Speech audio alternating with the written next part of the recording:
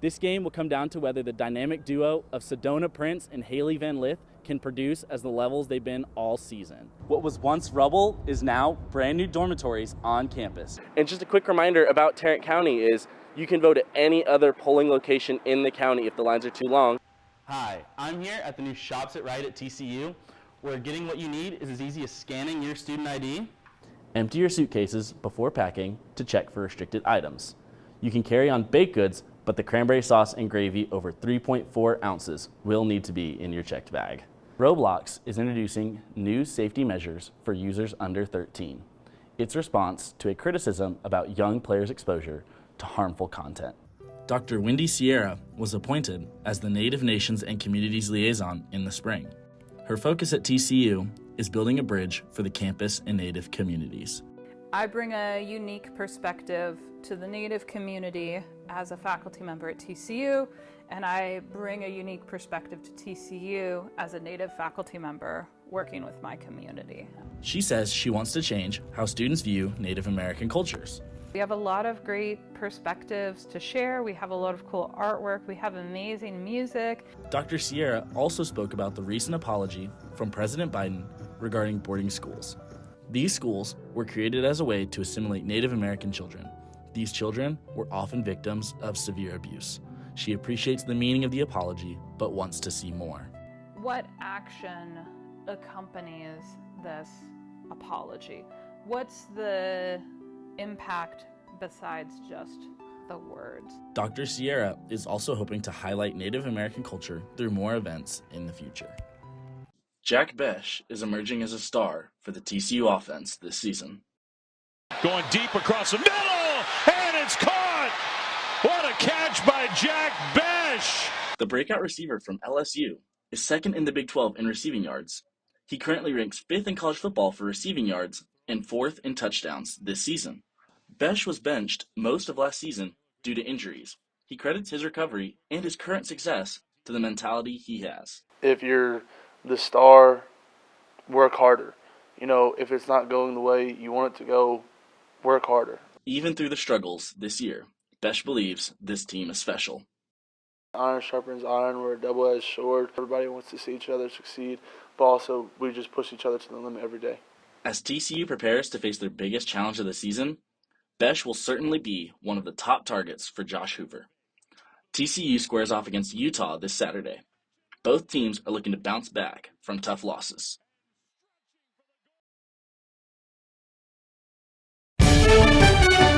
Happening on TCU News Now. TCU's own Jack Besh showed out in the Senior Bowl just a few weeks after losing his brother. Our sports team has the special moment that came after his game-winning score. Plus, people are still talking about the Grammys. We're breaking down the big wins, the powerful speeches, and the fashion choices. And what students are saying about the new dining hall on campus? It's all coming up next.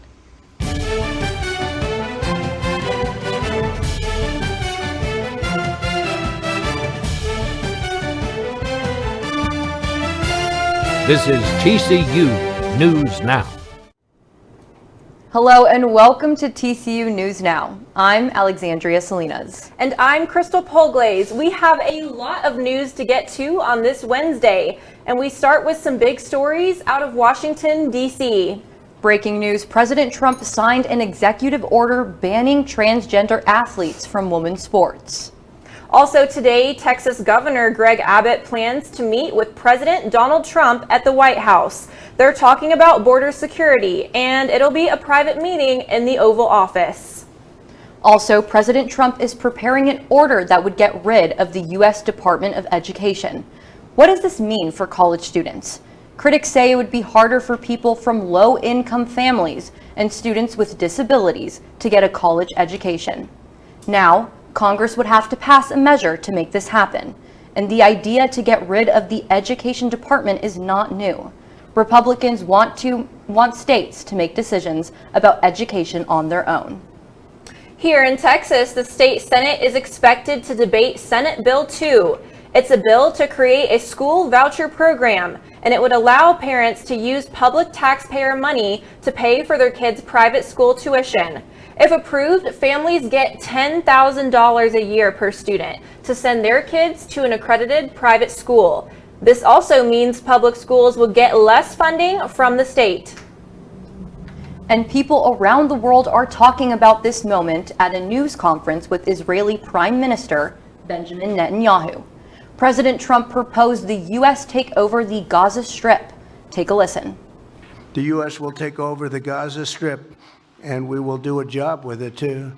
We'll own it and be responsible for dismantling all of the dangerous unexploded bombs and other weapons on the site, level the site and get rid of the destroyed buildings, level it out, create an economic development that will supply unlimited numbers of jobs and housing for the people of the area.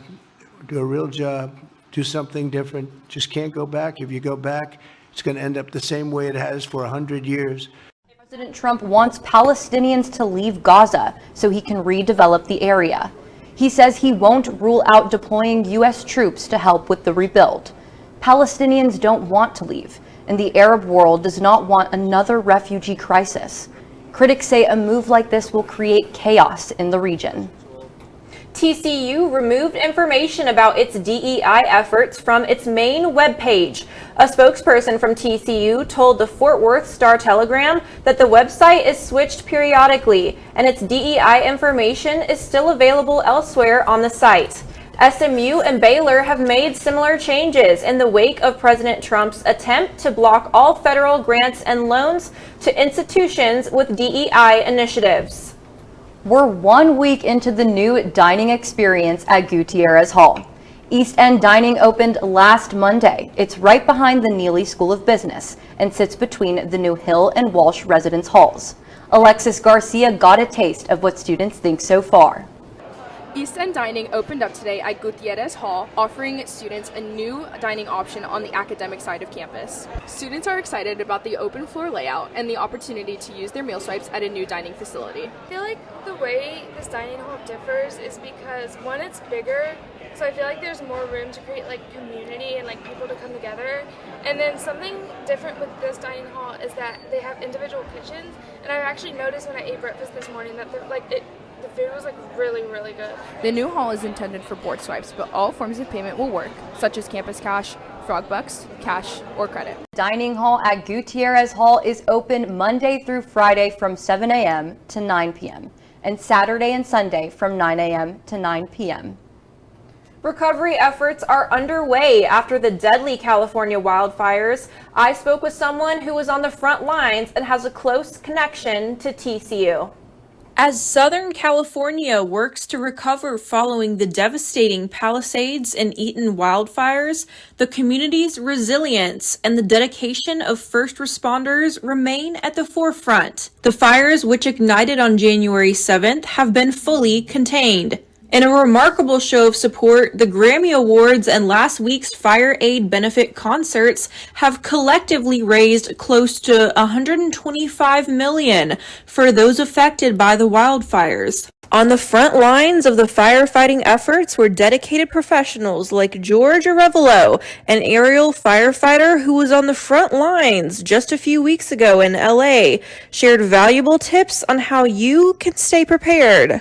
The items that you want to make sure you take with you ready to go, whether it's, documentations, pictures, albums. Back in Fort Worth, Texas, George's daughter, Savannah, a student at TCU, shared her perspective. His actions really come from his true heart, and that really shows what kind of person he is. California Governor Gavin Newsom is in Washington, D.C., meeting with federal officials to secure disaster aid for wildfire recovery.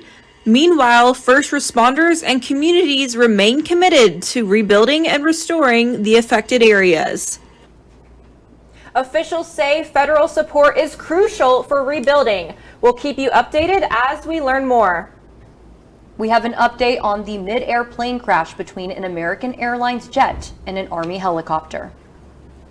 Authorities recovered all 67 bodies. Only one still needs to be identified. Reports say the helicopter was flying well above the 200-foot flight ceiling. This is the deadliest plane crash since November 2001. Investigators hope to have a preliminary report in the next 30 days. It's not too late to get your flu shot. There's been a surge in flu cases in Fort Worth, mostly in children. 2/3 of all flu visits to the emergency room were kids under the age of 17.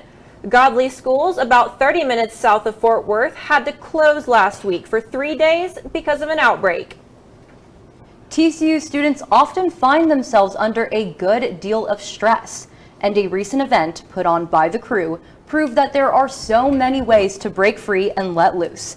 Here's Grace Lewis. Some people release stress by reading a good book or listening to music, but these students are choosing to smash their stress away, literally.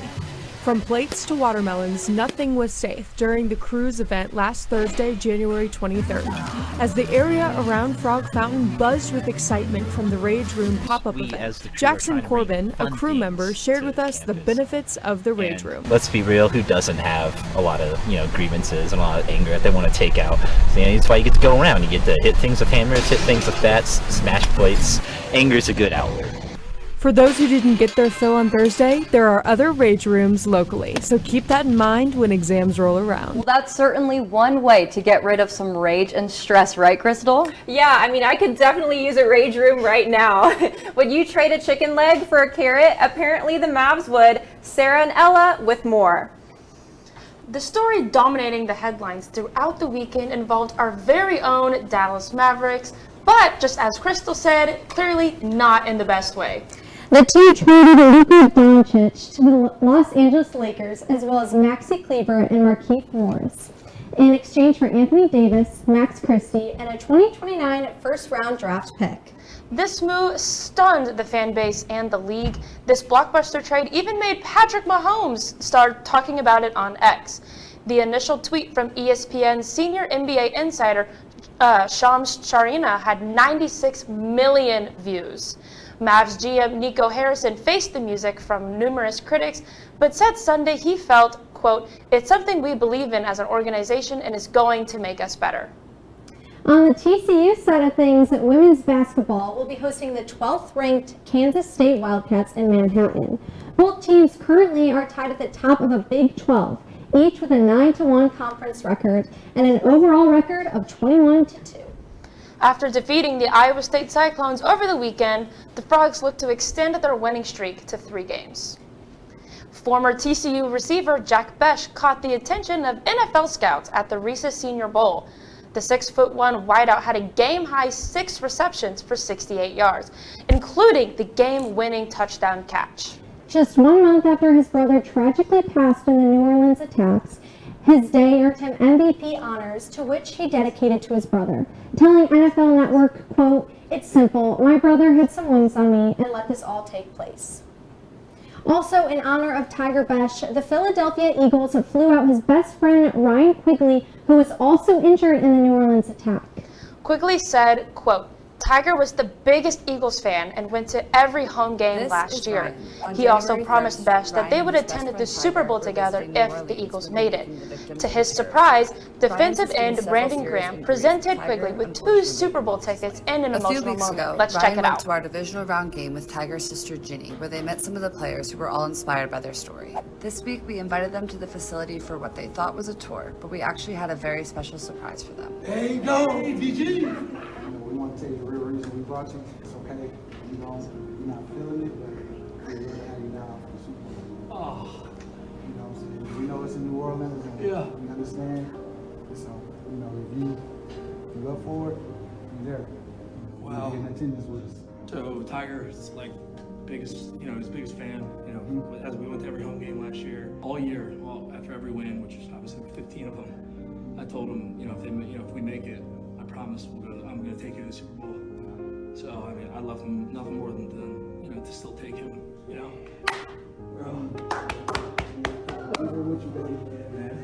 He's a special dude, bro. You all would have loved him. Oh, here we go. Let's go, baby. Let's go, baby. Let's go, baby. One more. Let's go. One more. One more. One more. Let's go. Bring it home. Man, he would love nothing more than to be there. we're gonna make sure he's there with us. You know, I'm sharing his story, bro. That's the only go, I call him, bro. That For sure. We living through you. Yeah, he's here. And just like to the gift from you guys that for Ryan and for her family, that we get to rewrite this so soon from such a negative, horrible memory to such a really beautiful and cool memory, and what you guys have done for us. So it truly means so It's much. special, bro. Seriously, like, It truly means you so know much. what you guys have done for Tiger is you know, I'll never forget. And Ryan, I appreciate you, man. We'll get it. One more, Tough bro. warrior, boy. One more. One more. One more. Sticking with the Super Bowl, the Eagles are facing the Kansas City Chiefs this Sunday. The game will be played in New Orleans. Aside from watching the game, fans and viewers will have their eye on betting props, from how many rushing yards Eagles running back Saquon Barkley will have to what color the Gatorade will be. There's even a prop for how many times Taylor Swift will be shown during the national anthem. You know, I gotta take the under on this one. I hope they show her max 2 times. All right, see, I disagree with you. I'm not the biggest football fan, so I will be watching solely for Taylor Swift, and I'll be taking the over on this one. You know, there's even a prop out there determining whether or not Travis will end up proposing to Taylor Swift. If the Chiefs end up winning the Super Bowl, we'll just have to wait and see. Also, today is National Women and Girls in Sports Day. We would like to shout out all of the hardworking women involved in sports media at TCU and beyond. I'd also like to shout out our TCU 360 sports team led by our sports editor, Delaney Vega. That's all we have for sports, but be sure to tune into Unscripted, our sports talk show on Friday, for a more in-depth breakdown of the Super Bowl and more. Back to you guys. The other big question at the Super Bowl will be whether Kendrick Lamar's hit Not Like Us will be downplayed or a centerpiece for the show. The song swept all 5 of its Grammy nominations. It has 1 billion plays on Spotify and spends about 5 minutes dissing rapper Drake, calling him a pedophile. Drake has since sued Universal Music Group for defamation, saying the company knows the allegations are false. We'll have to wait and see. As for the Grammys, new numbers show fewer people watched the award show this year. On Sunday, 15.4 million people tuned in. Last year, there were 16.9 million viewers. And if you were one of those people that didn't watch live, don't worry. Emily Fincher, our pop culture reporter, is here to break down all the big moments. Let's start with fashion, Emily. What were some of the big red carpet stunners? Okay, well, we can't not talk about Kanye West and his partner Bianca Censori. She stole the spotlight when she dropped her dark fur coat to show a very transparent dress. The color red also had a moment like on Hailey Khalil and Taylor Swift. Swift was spotted repping a red Vivienne Westwood dress with a ruby T-like chain.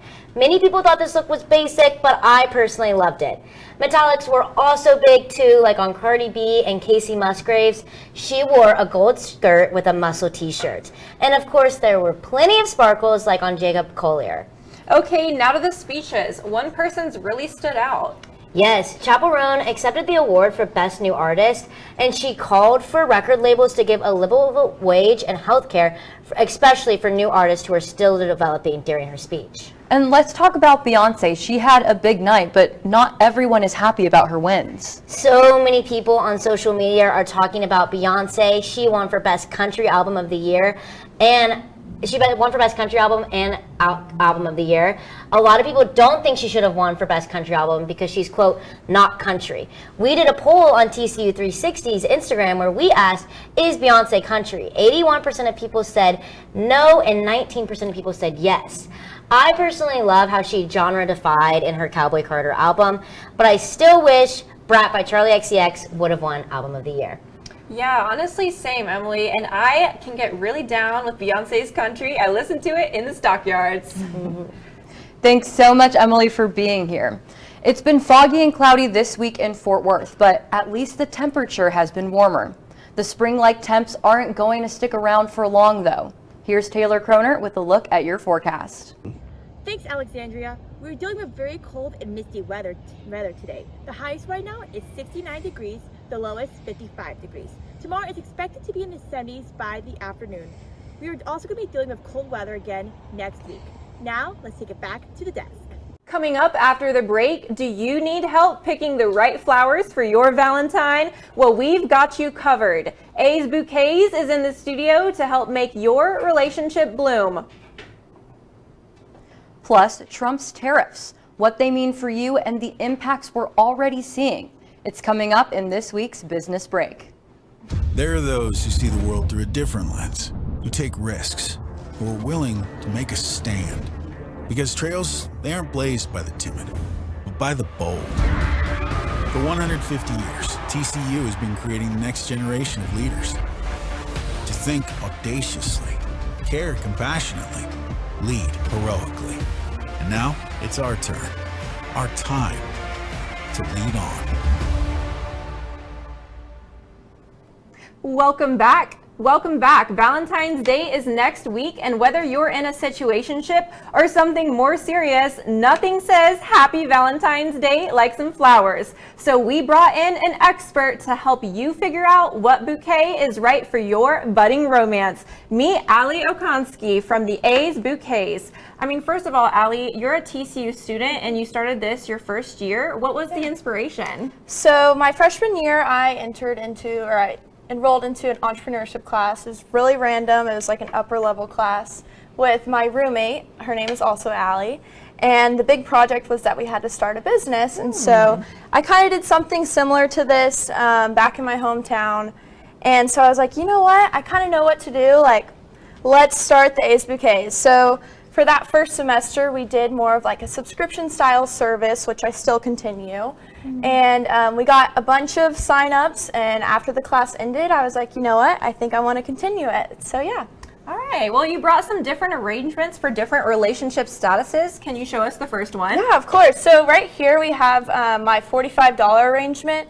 I typically do between $45 to $100 for prices, typically $45, $65, $85, and $100. But as you can see, this one is more greenery filled with just a few roses throughout. And then next we have my $65 arrangement, which has a little bit more variety of colors and a little bit fuller. As you can see, it has a hydrangea in there. So that's kind of a higher level price if you want to up the price on that. But yeah, and here's my last one. This is anywhere from $85 to $100. And as you can see, there's tulips, Gerber daisies, just a lot more variety of flowers in here. And every arrangement comes with a little note and card with their first name on it. And yeah. You can order it online on my Facebook page or Instagram through my order form, and it's super simple. Yeah, I mean, these are absolutely gorgeous. I know I want my Valentine to get me this one right here. Thanks so much, Allie, and you can follow A's Bouquets on Instagram. On today's Business Break, the stock market and eggs. First, Mexico and Canada worked out a deal with President Trump to put a 25% tariff on all imports to the U.S. on hold. But China got hit with a 10% tariff. China responded with counter tariffs on fuel and machinery. President Trump says the tariffs are an effort to persuade these countries to help with immigration and drug trafficking. Here's what it all means for you. A price increase in clothes, toys, electronics like computers and cell phones, plus shoes and kitchen items like pots and pans, furniture, car parts, and big appliances. What we don't know is how much these prices will go up. This could also have a big impact on fast fashion. Before, a rule allowed products from companies like Temu and Shein to bypass import taxes. That now could change. Up north, Canadians are not taking the situation lightly. When the U.S. national anthem played during NBA and NHL games this week, Canadians booed. In addition, Canada issued a directive for businesses to stop selling liquor coming from red states. The stock market also took a tumble this week as fears of a trade war grew. The market did recover slightly once Canada and Mexico got their 30-day pause. During a similar trade dispute in 2018, the markets were extremely unstable. Analysts say we can expect the same now until the U.S. makes a permanent deal with these countries. The Texas Stock Exchange got one step closer to becoming official. Authorities filed paperwork with the U.S. Securities and Exchange Commission to open the Texas Stock Exchange in 2026. The group says it raised $161 million from investors to position itself as a competitor to the NASDAQ and New York Stock Exchange. The exchange will be located in Dallas and hopes to capitalize on the number of businesses moving to Texas.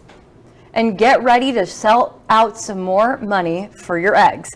Egg prices are skyrocketing across the country because of the bird flu.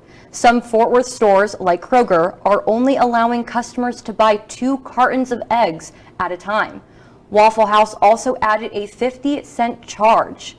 And in Pennsylvania, someone stole $40,000 worth of eggs out of a distribution truck. Egg prices are expected to see a 20% increase on already high prices. Whether it's your first year or last year on campus, we know college can be stressful, but organizations like the Crew have events planned to help you get through the semester. Abby McCutcheon has more on what to expect from the Crew in the coming months. The Crew at TCU is back in action, ready for another semester. The Crew hosted a C is for the Crew event, featuring crosswords, cookies, and cats. The event gave TCU students the opportunity to get creative and socialize after a quick start to the spring semester. Director of Marketing, Abby Cohen, says students can expect to see events like this one throughout the semester. Ready for the most creative, fun, wacky events that there's been so far? To get involved with the Crew, you can visit their Instagram and fill out their interest form, or participate in one of their Monday night meetings. Up with upcoming events, check out the Crew's Instagram or Engage page. Still need plans for dinner? TCU students don't have to go far to find new places to grab a quick bite. Here's Abby Elston with the growing options. There are new places for you to eat on and off campus. In addition to Gutierrez Hall on the east side of campus, Berry Street has added another sandwich shop. Jersey Mike's opened its doors on January 23rd across the street from the Grand Mark Apartments. The addition has sparked the interest of upperclassmen and off-campus students.